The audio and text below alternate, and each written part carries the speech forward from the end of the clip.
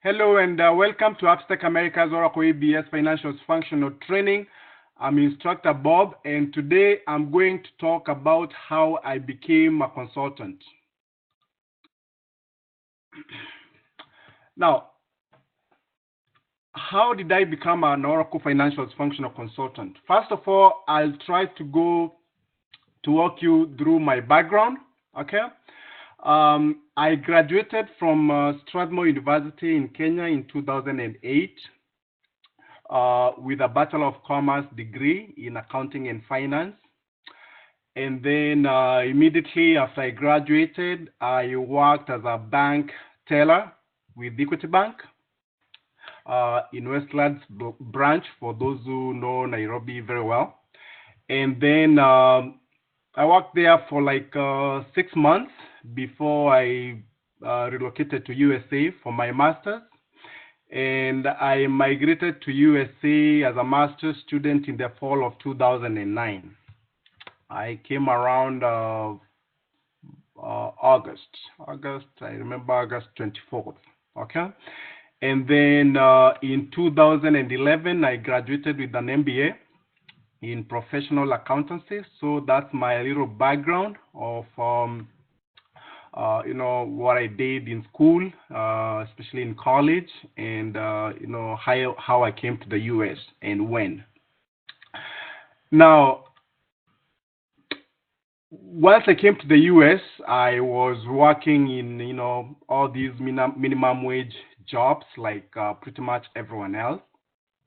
And the reason why I'm giving this kind of information to you is so that my story can inspire you. Okay, I know a lot of us struggle getting very good jobs, and I'm here to help you in order for you to get a nice, well-paying job as a consultant. I was pretty much in the same situation as a lot of people when they come here in the US, where they don't have anything. They don't have money, they don't have good jobs, and somehow I figured things out. And I'm here to help you and guide you in making the right choices and the right decisions so that you can be able to get hopefully to where I am today.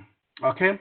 Now, my previous jobs while in college in the US, I was working as a dining hall attendant, cleaning the tables, flipping pizzas, and cleaning the floors and all that. And my salary was $6.25 an hour. All right, that was the minimum wage. I was in school in Pennsylvania State. Okay, so that was the minimum wage. That's what I used to make. And then also, I got, after my first semester, I got a scholarship within the school, and this scholarship also came with a job where I was employed within the School of Business as a graduate assistant. And I used to work like 10 hours a week. And for that, I was getting paid around $9 an hour, which was pretty good as a student. Okay. So I used to work as a dining hall attendant, and at the same time, I would work as a graduate assistant while I was in college. Now, after I graduated in 2011, I graduated in May 2011. And actually, the reason why I graduated in 2011 is that because I tried to do a graduation, I wanted to stay a bit. I wanted to stay more in school, like one more semester. I would have graduated in 2010 because mostly, if you are going for a master's program, you can finish it within a year and a half. Okay, a year and one semester, and I would have been done by end of 2010. But because I couldn't find a job, I tried to take extra classes so that I can keep staying in school and keep my status. Okay, and I think also that's that's something also I see a lot of people doing. I've seen people stay in this country for so many years as students because they are not able to figure out how to get good jobs and get papers. and the only option is for them to stay in school as long as possible. I've seen people do 1, 2, 3 masters and then go also to do PhD just to maintain the status as a student. So, I was almost getting there because I had to extend one more semester just to stay in school so that I can try to figure out how to get the jobs. Now, after I graduated in 2011 in May, I couldn't get anything. I couldn't get a job, and I couldn't just sit at home doing nothing because I needed to eat. Okay, I needed to pay bills, and I started working at Wendy's. All right, I was working at Wendy's, cleaning and sometimes flipping burgers and all that kind of stuff, and I was making 6.25 per hour. All right, I was I was getting I was doing around 20, 25 hours a week, not that much, and that money sometimes was not even enough to pay for my studio apartment where I used to stay because also I needed to eat. So it was a struggle, just like everyone else. I've struggled a lot. Now, um, one interesting fact about me around that time, before I became a consultant, I had never made more than $10,000 per year in my life. Never in my life I made more than $10,000. Okay, that's a fun fact. Now, how did I know about Oracle Consulting? Remember, I said I used to work at Wendy's after I graduated, and I didn't work there for so long because when I was working there, I was still looking around and trying to see what everyone else was doing. I had also started seeing a few of my Indian friends. They had already gotten jobs as a systems analyst, business analyst, working for big companies, and I got curious to know what they were doing. Okay. Um, so what I did was I reached out to some of them who were already doing some sort of training, others already who had gotten jobs, and I wanted to know exactly what they had done because they were getting good jobs. Okay, and that's how I reached out to one of my friends who was an Indian friend. Mostly it's Indian students who are getting these good jobs as consultants. And I reached out to one of my friend, and then he's the one who told me about Oracle. Um, Initially, I didn't know what Oracle was, like a lot of people. So I asked a lot of questions about what it was because, I came from an accounting background. I was never really an IT person. I really never embraced IT, especially anything to do with programming. I'm not good in programming at all. And he confirmed to me that this was more about finance and accounting. It's basically Oracle Financials is an accounting software, and the fact that it was mostly to do with the functional side of things. This really gave me the motivation to go ahead and try the training. Now, when I completed the training that I went through, I did it within 3 months, not like the way I do it here for 6 months. It was for 3 months. Basically the same thing we do here. I did it for 3 months, and I quit my wedding job, and then I went straight into the training because I wanted to put everything into the training, all my effort into the training. And once I completed the training within 3 months, within another few weeks, I was able to get a job as a consultant. And my salary at the time was 55,000 per year, which was good because I had jumped from making less than $10,000 to $55,000 a year. That was a big jump. All right. And you know, also as part of my benefits of being a consultant, the company that employed me also they had promised me to sponsor for my I mean to sponsor my H1B visa, which is basically a work visa for those who have a college degree in the US. Okay. We also do the same here at Abstract America for those who are students, those who are international students and need the papers. We help you get those kind of visas and employment-based green cards as well. Um, I worked in the industry as a consultant. I moved a few projects here and there, and by the time I left my job, my salary was $135,000 a year.